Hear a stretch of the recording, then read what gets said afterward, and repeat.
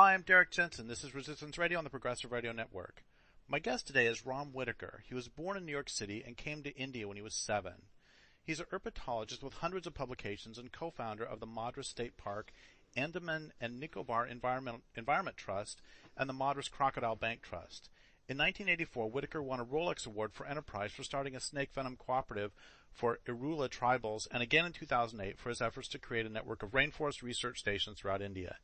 In 2005, he was the winner of a Whitley Award to found the Agumbe Rainforest Research Station in Karnataka for the study of king cobras and their habitat. To spread his message, Whitaker has made 30 documentaries for channels such as National Geographic, BBC, and Animal Planet, and a children's feature film.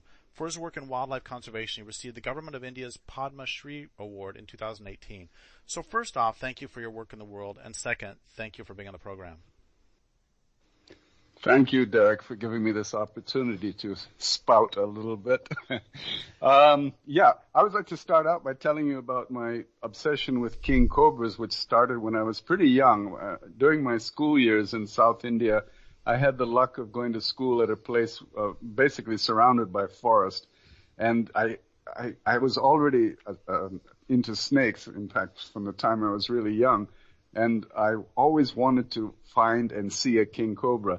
Unfortunately, I never did see one in my school years, and it was only when I came to the United States and I got a job at the Miami Serpentarium and got my first close-up look at king cobras, where my boss and my guru, really, William Haast, was extracting venom from king cobras for research and for production of antivenom. So that was really my first glimpse of king cobras, but not in the wild, of course.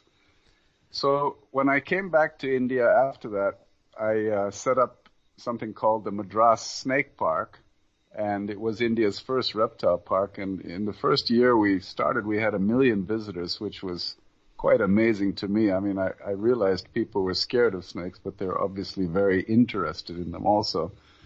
And it just seemed to me that everyone should get to see a king cobra.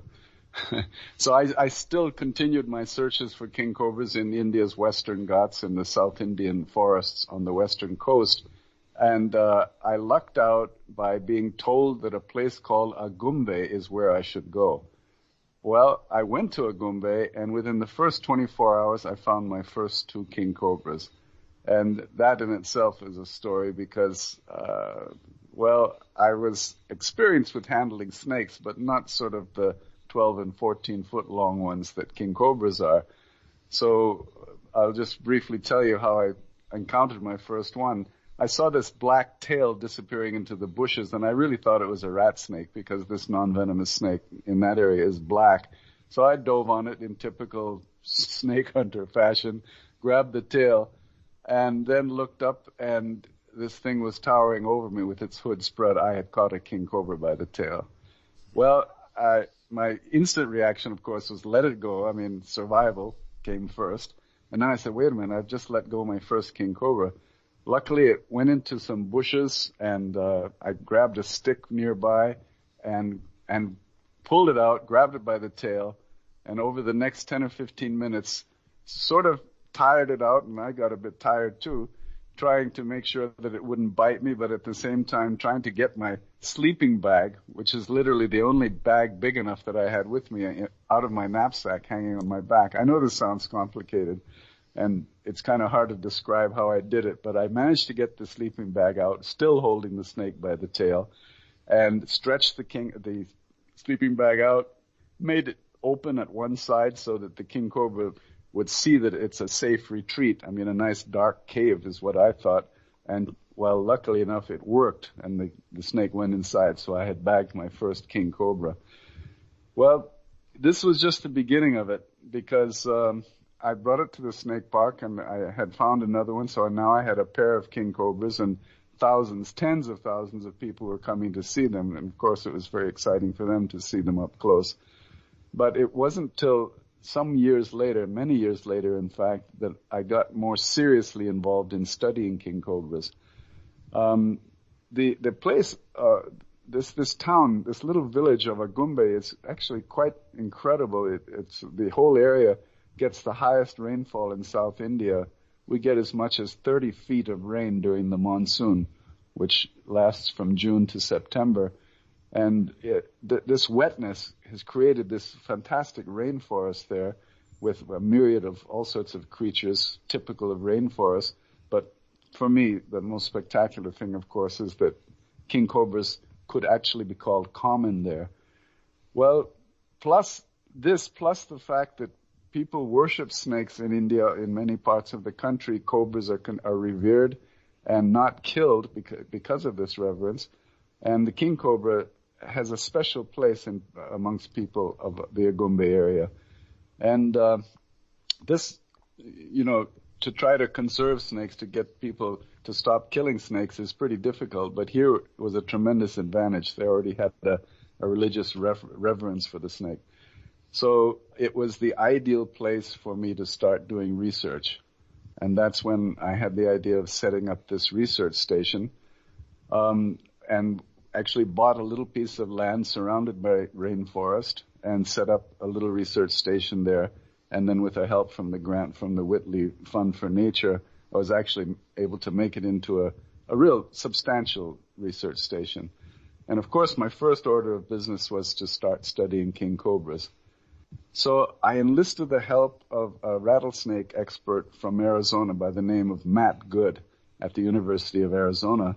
He has implanted radios in literally thousands of rattlesnakes and studied them for years and years, decades really. And this is the kind of person I needed to help me figure this out, how to radio track king cobras. And that's when it all started. So we've put radios into about 9 king cobras there and studied them for years and years now. I think we're in our 11th year of studying king cobras. And I think the most amazing thing is here's a snake that moves miles and miles even in one day, if you can imagine that, and has a home range of up to 20 square miles. And it just amazed us because snakes are, they do move pretty fast, but they don't usually have a huge range. But here you're talking about a big predator, actually. And interestingly enough, the average home range for a king cobra seems to be very similar to the home range of an adult leopard, another apex predator in a forest area. So we were not only finding out the basics of their home ranges and what they do, we were finding out much more complicated stuff about their behavior. For example, the king cobra, out of the 3,000 odd species of snakes in the world, the female king cobra is the only snake that makes a nest. And it's an amazing feat, actually, for a limbless animal. She actually gathers leaves up over a period of a week or two and makes a pile of leaves 3 or 4 feet high and up to 6 or 8 feet in diameter, and then goes inside and lays her 20 to 30 or even sometimes 40 eggs inside this incubation chamber that she makes so beautifully. And then the heavy rains hit. She starts making her nest just before the rains, and then this 20 or 30 feet of rain sort of deluges the place. But the eggs stay absolutely dry, very humid, of course, from the humidity inside, but absolutely dry from actual rainfall. And they incubate inside the nest over a period of 60 to 80 days, depending on the temperature. If it's warmer, of course, they develop faster. And then the babies hatch out. The female usually deserts the nest, and I think it makes a lot of sense because king cobras are snake eaters, and it would be pretty risky if the king cobra female, having sat on the nest for a couple of months already and without feeding, gets pretty hungry and sees all these little snakes, crawling around. It could be too tempting for her. So she usually pushes off, and then the babies hatch and then disperse on their own. This is a very vulnerable time for any baby animal, and baby snakes in particular have lots and lots of predators. So once I was very lucky to come upon a king cobra nest in the wild in the Andaman Islands and actually saw the babies emerging from the nest. It was just pure luck that I got there at this time. But every single one of them went straight up into the bamboo and bushes and climbed up away from the ground. And this to me made a lot of sense. There's so many of the predators like wild pigs and mongooses and civet cats and other predators on the ground wouldn't be able to find these little guys up in the trees and in the bushes. So this study that we're continuing to do is also very much a part of education for the local people. I mean, I did say originally that people are, quite reverent toward king cobras, but they're also pretty scared of them. And our education program is actually linked to something we call a snake rescue program, because king cobras have a tendency to come into people's houses, into their pump houses, and into their cow sheds, basically searching for snakes to eat. The fact is, rats are very commonly found in people's houses and in huts in village India, and this is where rat snakes and cobras usually enter into their houses to eat the rats. And the king cobra, with its fantastic sense of smell, is following these snake trails and following them right into people's houses. So there's a young guy working for us there by the name of Giri, and he is a really expert snake handler. He's the kind of easygoing guy that he just catches a king cobra by the tail and bags it with just such ease and so quick that it's just people just are amazed that someone can be so calm and cool with such a huge, dangerous snake. What's really great is that every time a snake rescue happens, every time we get a phone call and Ajay has to rush off on his motorbike, or now lately he's got a Jeep, so he's in good shape. He gets to the house or to the garden where the king cobra is hanging around, and after carefully catching it and bagging it, usually there's a gang of people. We've had as many as 300 people show up for one of these king cobra rescues, and they're all excited, and they've witnessed something they've never seen before. But he uses this opportunity to talk about king cobras and tell them, look, king cobras they very, very rarely bite anybody. For one thing, they're big and conspicuous. You can see them. They're not one of these tiny snakes hiding in the bushes. They're also mostly diurnal. They're mostly active in the daytime, so there's not this risk of stepping on them at night. And a third factor is that they feed on all the snakes that really cause most of the snake bite accidents in India, the cobras and vipers and kraits. So they are actually a very valuable animal to have around. I mean, I'd go as far as to say, shucks, everyone should have a king cobra in their backyard. Well, I don't know how well that would be accepted, but it's a marvelous thing that people are so cool about it, and especially after these little educational stints that Ajay does, people are much. They'll call up and now they'll say, well, there's a king cobra in the garden, but I won't call you until if it enters the house. So people are actually getting quite cool about having king cobras around. And this is really a marvelous thing, a marvelous change from what it used to be. Yeah. So I have a few questions. A very trivial question is, how does it gather leaves without limbs? And then a bigger question is, can you talk about the sort of evolutionary history of them and their role? You said that they primarily eat snakes, and one of the questions I was going to ask was, like wolves, when they are present, they help the natural community by forcing ruminants out of the easy places. So they will help the entire natural community. And I'm wondering, what are the king cobra's sort of role in the larger natural community? So teeny question, how do they work the leaves? And bigger question, what's their evolutionary history and role really?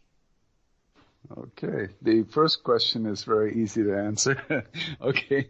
Yeah, to watch a king cobra female make her nest is quite amazing. We've had the fortune of being there just at the right time and seeing her start to gather these leaves together. And she'll actually make a coil around a bunch of leaves and literally carry them up to the point where she's decided to make her nest. The nest site is usually on a slope, which makes a lot of sense because of a high rainfall area. You don't want it in a place which will get soggy. And what's very frustrating is to watch her carrying a bunch of leaves in her coil and then meeting a sapling on the way. And of course, the leaves all fall off, and she just keeps going on, thinking that she still got them. And you're just dying to get over there and help her, and throw a few handfuls of leaves onto the pile for her. But she's very patient and very persistent, and that's the only thing I can say that proves that she's able to make this pile of leaves over a period of quite a few days. We've seen them as much as 13 or 14 days, still working on piling up the leaves. And she didn't just stop there. She's got this pile of leaves which are rather loosely piled at first, but she'll crawl over them back and forth until it's packed down. So it's a real solid waterproof chamber, incubation chamber. Your second point is a little more difficult to figure out because we don't know enough about king cobras yet to come to those answers.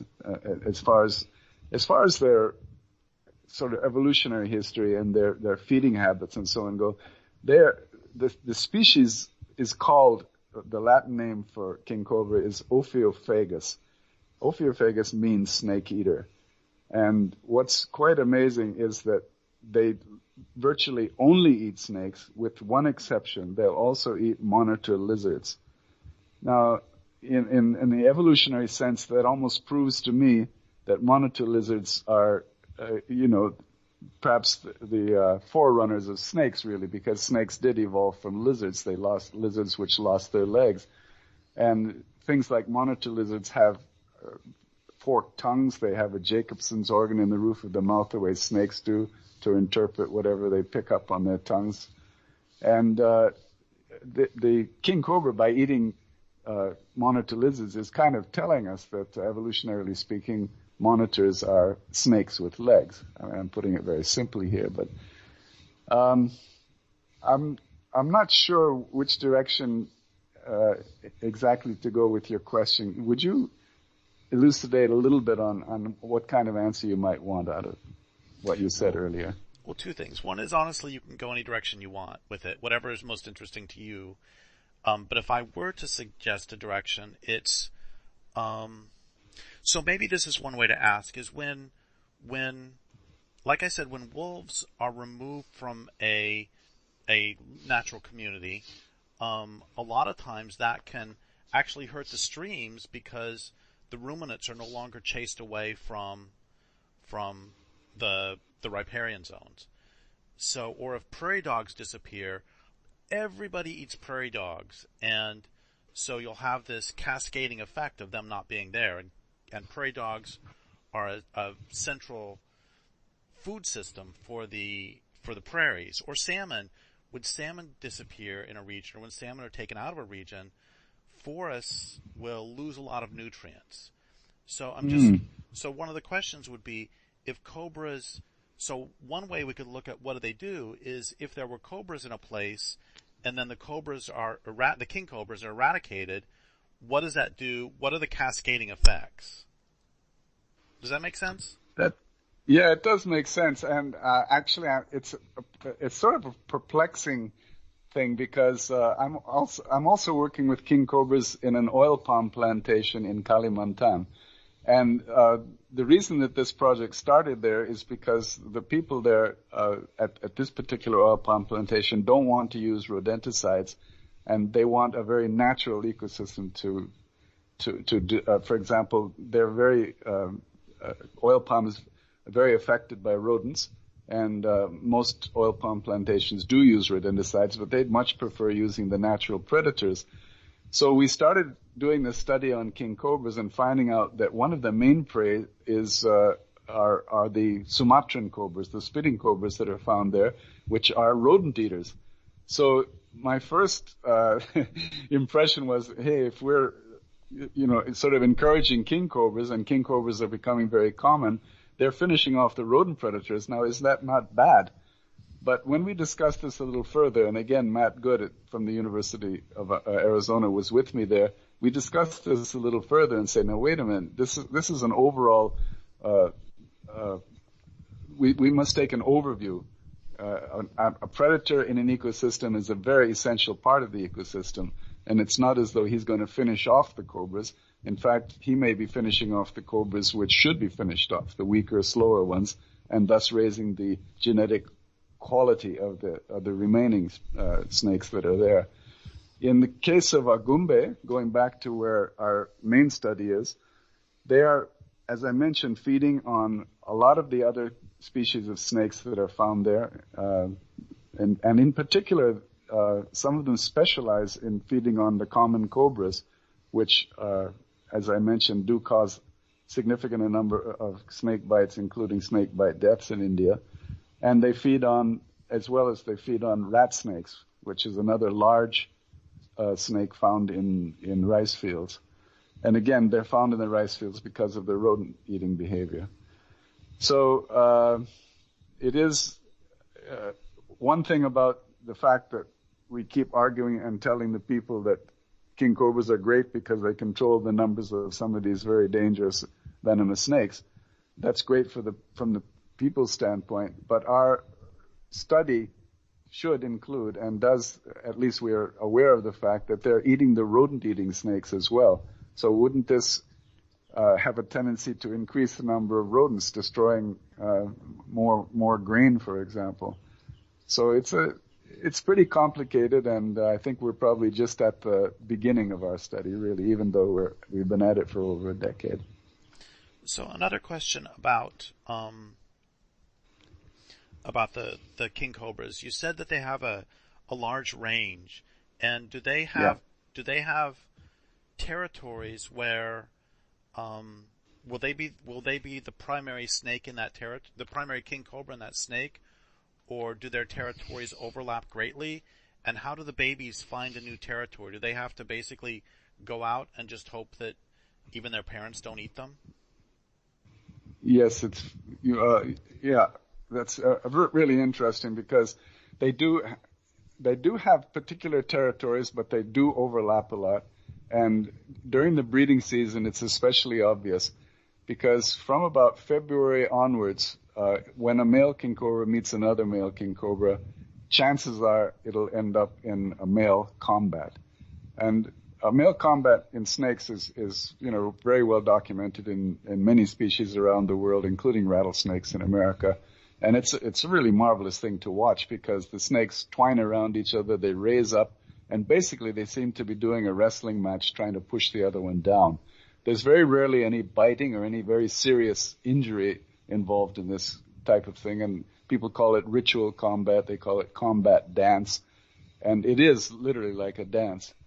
And this can sometimes go on for more than an hour, and the snakes obviously get pretty tired out. But one evidently does beat the other one, in other words, sends him off and pushes him off from the area where he's established his territory. And his territory is not just an area that he's defending. He's also almost always defending a female. And this is now emerging, and we're finding out more and more about it as we go along. But it does seem as though the male and female will pair up as much as a month or two prior to the mating season, which is usually in April, just a month before the female starts making her nest in May. And the male king cobra is literally defending this female. But the point that you made at the end there is also extremely significant, because they do eat each other. They are cannibalistic. And we've seen several cases of the male king cobra eating a female king cobra, but usually after the breeding season, not during the breeding season. But the female, even at the time of courtship, just prior to mating, she has a particular display where she'll not raise the hood, but she'll spread the hood very widely and exhibit her very strongly marked bands on the back of her neck, so that the male king cobra recognizes her as what she is and not as a prey item. This is, of course, a little bit of guesswork, but it seems to work. It seems that they then will mate. So before the interview, we had talked about whether we were going to just talk about king cobras or other subjects too, and we're about halfway through. And would you like to switch over to snake bites, or would you like to talk about gharials, or what would you like to do now? Well, let's talk about Gharial, and as you suggested, maybe we can do a separate one for snakebite, because that's kind of my current, I could say obsession, but Gharial are incredibly interesting animals. So does that sound good to you? That sounds great. And I, for whatever reason, I have my first memory of knowing anything about gharials was when I was a little child. We got a picture book of various animals, and I was struck by it even as a child. And I don't know a lot about them, but I've always loved them since I was probably 6. So I would be delighted to hear as much as you can tell everybody. Probably most of the listeners have never heard the word before. Any way you can help people to fall in love with them would be fantastic. Okay. I think all you got to do is see a picture of a young one, especially, to fall in love with the gharial. But let me start from the beginning. The gharial, the word gharial comes from a Hindi word, ghara, Ghara, which means mud pot. And the gharial is called this because when a male reaches adulthood, he grows a very interesting projection on the front of his snout, and that's the thing that they call the ghara in Hindi. And this actually covers the nostrils and amplifies his hissing to a sort of flatulent brrr sound, which carries across the river and tells the other male large gharial that, look, I'm the big boss around here. So they communicate this way. But I think the most spectacular thing about the gharial is that it's the crocodile with the most slender of all snouts of any crocodilian, and it's very, very specifically adapted for catching fish. If you look at the beak or the snout of a gharial, the jaws of a gharial, they resemble, in America, the garfish, which is pretty common in the South, or looking at a dolphin's snout, a bottlenose dolphin, which has a nice long snout with this row of teeth. And again, all adapted specifically for catching fish. This plus the fact that their fish-eating habits, plus the fact that gharial are really wedded to river systems. They're not typically found in lake areas or swampy areas, but in clear, fast-flowing rivers, is actually a tremendous disadvantage for the species because rivers are fast disappearing. I mean, at least pristine rivers. So, in 1973, I had the World Wildlife Fund in India had just started a couple of years prior to that, and I applied for a grant. In those days, a 3,000 rupee grant would probably have converted to a couple of $100, but it didn't seem like a magnanimous amount, but it was perfect for me to go up north to where the gharial are found and to go to some of those rivers and try to count how many were left, because we had some fears that they were disappearing, and there were some reports that they're hardly ever seen in the haunts where they used to find them. So I did this survey for several months, and we came up with a figure that there are probably only about 150 or 160 gharial left in the wild. This means that this creature, this wonderful animal, was on the verge of extinction. Gharial are pretty big animals. An adult male can grow as long as 16 or even 20 feet, which makes it one of the largest species of crocodilians in the world, rivaling the saltwater crocodile, which is famous for its huge size. But being a fish eater, it does not trouble humans. It does not trouble livestock the way other crocodiles do. So here you've got this massive crocodilian, which is literally harmless to humans. Just a small exception to that is that when a female gharial makes a nest, like almost all other crocodilians, she'll be very defensive of that nest. And if you approach her nest, you could be in trouble because they'll come out and defend it, and they do have sharp teeth. But they're not going to eat you. They're just going to bite you and chase you away. So, having found out that gharial were on the verge of extinction, what to do? What's the next step? Well, we certainly publicized this very widely, and the government of India at that time was under the stewardship of the then Prime Minister, Mrs. Indira Gandhi, who was very wildlife-centric and very, very positive about needing to make conservation high on her priorities. They started something called Project Crocodile. And we and they started collecting eggs from the wild from the last few animals that were nesting and started incubating them in captivity. And you can get a very high hatching rate, almost 100% if you incubate them well, and then rearing the babies up to about 3 feet long, 3 or 4 feet long, and then restocking, releasing them back in the wild.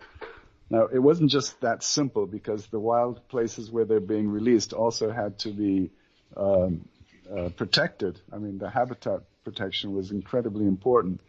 And even today, some of our major rivers, the famous Ganges River and the Yamuna River, which flows past the Taj Mahal, are filthy, and they've really turned into sewers with all the waste water going into them, chemical waste as well as other kinds of waste. So, there's one river, however, which is still pristine, and it's called the Chambal River. And for the last 10 years, well, now it's 12 years, we've been doing a study on the gharial there using radio telemetry, the same that we're doing with King Cobras, except in the case of the King Cobra, we had to insert these tiny radios inside the King Cobra, and then so the range isn't very long in terms of being able to pick up the signal, whereas with the gharial, the radio is actually put on the outside of the animal, so we can actually put so-called GPS radios on them and get the signal. The signal goes all the way up to a satellite and is bounced back to our receiver. So we can literally follow these gharial even if they travel, and they have traveled over 100 miles up and down the river. And this in itself was very fascinating, because we knew a little bit about them by starting to breed them in captivity at the Madras Crocodile Bank. And but to learn about their habits in the wild was really what was needed. And this study on the Chambal River is being undertaken by our partner by the name of Dr. Jeff Lang. And Jeff Lang is one of the world's top croc biologists, and we're really fortunate to have had him working here for so many years. And the stuff that we're finding out about the gharial is extremely important for the wildlife managers to formulate proper protection and management plans for the species. And I'm very happy to say that even though there are only perhaps less than 200 gharial back in the early 70s, you can count several thousand gharial on just the Chambal River alone. Maybe it's in bad shape in most of the other habitats where it used to be found, but the Chambal River is really good it's in really good shape. And I think the big worry now is that since the Chambal River flows through some of the driest sections of India, the demands for fresh water, of course, are only increasing year after year. And there's a lot of dams being planned and diversions. And this could seriously affect not only the gharial, but the river dolphin, which is also a critically endangered species under the IUCN Red Data Book, and several very, very interesting species of turtles, which are also critically endangered. So yeah, there are still problems, although, a lot of headway has been made, and we're still finding out a lot of wonderful facts about this creature. Okay, so I have a few more questions about them. Sure. One is, are they generally solitary creatures, or will you often see, if you have a bunch of them, will a bunch of them hang out together? And then another question would be, if they weigh 160 kilograms on average when they're adults, I don't really know much about reptiles eating. Do they like how many pounds of fish? I mean, since they eat fish, do they eat a few small fish every day, or one big fish every 2 weeks, or how does all that work? Well, in fact, you've almost answered it right there. A few small fish a day or a big fish every couple of weeks. No, actually, it's the metabolic rate of a crocodilian is so low and so slow that they can really get along very well with eating very little. Their activity patterns sort of peak during the breeding season, but the rest of the time they are, I'm not going to use the word lazy. They just sort of know how to live. They bask out in the sun. And yes, they are very social. A typical group of gharial, there'll be one male and one big adult male who may be 14 or 15 feet long, and there will be as many as 15 or 20 females in his, well, we could say, use the word harem in this case, because he keeps an eye on them and protects them. And if another male comes nearby, there could be a serious fight where he'll actually drive them away. So they're social up to that degree. Young gharial, of course, will be together. And what's a marvelous sight is to see shortly after the hatching time, groups of as many as 500 or 600 babies will be together in what's referred to by the croc biologist as a creche. And this creche is usually protected by the dominant male there. He'll chase everyone away, and he'll even chase some of the mother gharial away, just because he's looking after the babies so well. And if any predator comes near, he'll go after them as well. And so what are the oops, there's an echo. Okay, it's gone. Good. So the threats to them are primarily the pollution of the rivers and also dams turning them into basically reservoirs. Are there other major threats to them? Right now, no. In the early days when we went there, on our surveys, we found that people they were hunting them for the skins. People were collecting the eggs to eat. People were killing them for so-called medicinal purposes. And all that stopped with the very, very strong action by the state forest departments, and something called the Indian Wildlife Protection Act came out in the mid-70s, which actually put a halt to all that. So it is now primarily the damming and the pollution of the rivers, which could continue to cause problems for gharial. Things are definitely a lot better than they were then, but there's still problems, and still we've got to keep our eyes open and keep doing something, keep talking about it, basically. So I'm thinking about dams, and I'm thinking about, so traditionally, since you said they don't go to swamps, traditionally if they got eradicated from some place and then they were going to re-inhabit it, would they go only up and down the river? Or I know beavers, for example, it's kind of weird, but sometimes they can cross land even though they live in streams. So could they go overland to re-inhabit, or basically if they get down to a dam, is that an impassable barrier to them re-inhabiting on their own? That's a really good question, because I can give you a practical example of what goes on. Well, in the case of the mugger crocodile, for example, the freshwater crocodile in India, it's one of these animals that does migrate overland, sometimes as much as 5 or 10 miles to get from one body of water to another if there's a serious drought, for example. A gharial is not able to walk over land like that. It can't raise itself up. It's a rather ungainly traveler on land. It's very, very aquatic, adapted creature. But something very interesting happened. One of the very first surveys we did was in a place called Corbett National Park, named after the famous tiger hunter called Jim Corbett, who wrote some fantastic books about tiger hunting back in the 30s and 40s. And Corbett National Park had one of the last breeding populations of gharial when I did my surveys there in 1974. And I was there the year that they put a dam on the main river there called the Ramganga River. And we thought, oh man, this is the last breeding population of gharial, and it's had it. Now they're damming it. They're going to produce a big reservoir. Well, just contrary to what I thought, the gharial are actually doing okay there to some degree. even though it's a massive lake now. It's called the Kalagar Dam, and there are hundreds of gharial there, and they are breeding. The difficulty is, however, in a dam like that, in a reservoir, the water levels change so drastically that when the gharial lays her eggs, the female gharial lays her eggs in, let's say, early summer, which is to us April, May, or even earlier, in March. When the babies hatch, the water has receded several miles from that nest site, and there's no way those babies can get to the water. So the only way that something like this can survive is if the gharial has laid its eggs on an island, or by with the help of one of the wildlife managers there. When they find the nests, they'll put a mark on it. They'll either translocate it to the edge of the river or translocate the babies once they hatch back down into the reservoir.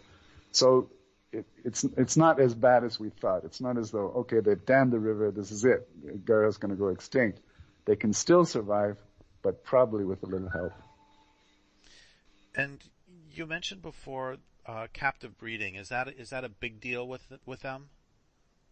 It used to be at the beginning when there were hardly any gharial left. We thought that this is probably the only way we're going to be able to do it, and either captive breed or collect the last few nests in the wild. And this whole head starting program, we and the government, the various government projects, probably released a total of 7,000 or 8,000 baby gharial into these various habitats. Okay, and as you know, in the case of releasing animals, the mortality is going to be pretty high. Perhaps a very small percentage of them would survive. But since this has been happening, for over 30 years now, the need for captive breeding and for restocking habitats is not so strong now, because there are natural populations breeding already. It's only when we found another river which maybe used to have gharial, and there's a good chance that it can be well protected, that we would use captive bred or captive reared animals for restocking. And in a way, it's better to try to convince the wildlife authorities, say, hey, look, we've succeeded in bringing these populations back. Now concentrate on that habitat protection. Forget about head starting. Just keep the rivers intact. Well, that seems to be just a wonderful example of the appropriate use of a captive breeding or rearing program. This is exactly what you want, is to only do it for a little while, and then the natural communities are able to be self-sustaining. Yep, exactly. Well, the captive breeding program that we have at the Crocodile Bank, which my son Nikhil looks after, is actually pretty good too, because there are zoos around the world who would love to get a few gharial. And the permitting process is very complicated with the CITES permit and the vet permit and this and that.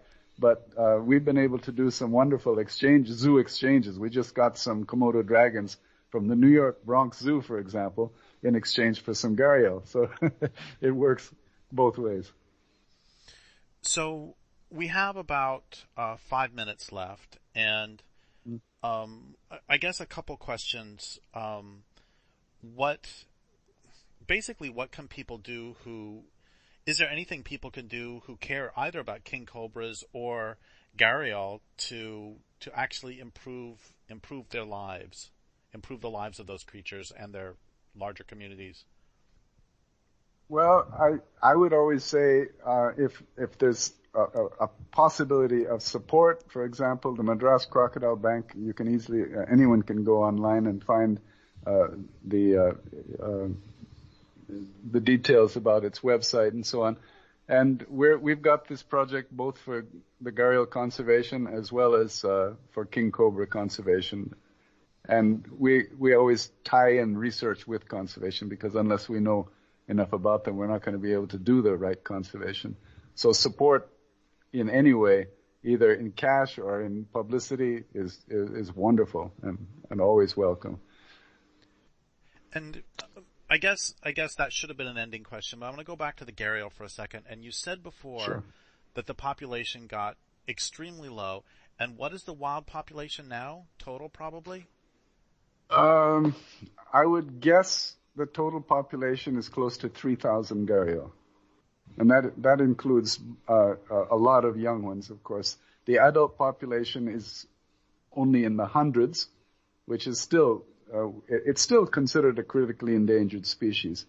So this year, as many as more than 2,000 babies hatched in the chumble, but as soon as they hatch, a literal tsunami sort of comes down the river with the monsoon. So a lot of the babies, I would probably say upwards of 90+% of the babies are just going to get washed into unsuitable habitats and into the mouths of predators. So very few will actually survive. So, yeah. So in prior to the dams and prior to like 5,000 years ago, that would have been a pretty good way for the gharials to disperse, right? Wouldn't that have been a natural that? Absolutely. Yeah, the river systems, the Ganges river system is actually vast, and there are many rivers involved here. And gharial can, during the very high water season after the monsoon, of course, they get washed down. But the rest of the year, they're very easily able to swim upstream and colonize other tributaries of the main rivers, for example. And so you said that there's 90% or more are washed away.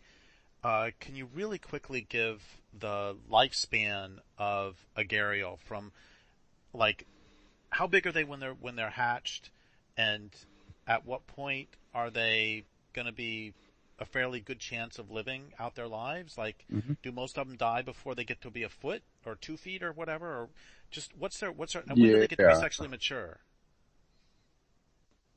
Yeah, well, a gharial when it's born is just about, and that's the most vulnerable period, and that's when most of them die, when they're still very small. And they're just starting to feed, and they're just getting washed away or getting finished off by predators. Once they reach over 3 or 4 feet long, they're pretty solidly stable by that time. If they're healthy, they're going to survive. They don't become sexually mature until it's quite a few years later. An adult male will he has to get up to about 14 or 15 years, and he has to grow that nice gara on the tip of his snout. And a female has to be at least 10 or 12 years old.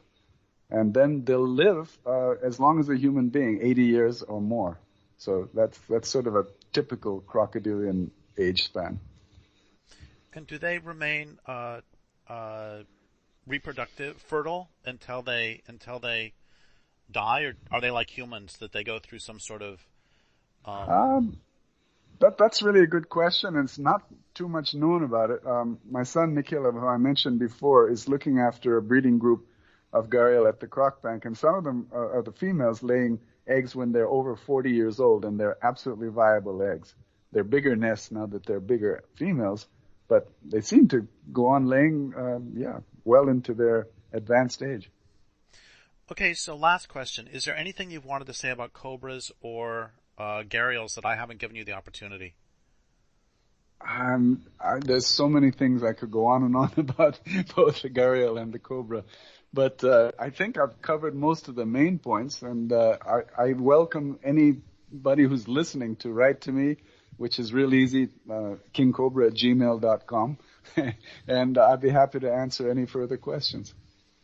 Okay, well, thank you so much for your work in the world, and I would like to thank listeners for listening.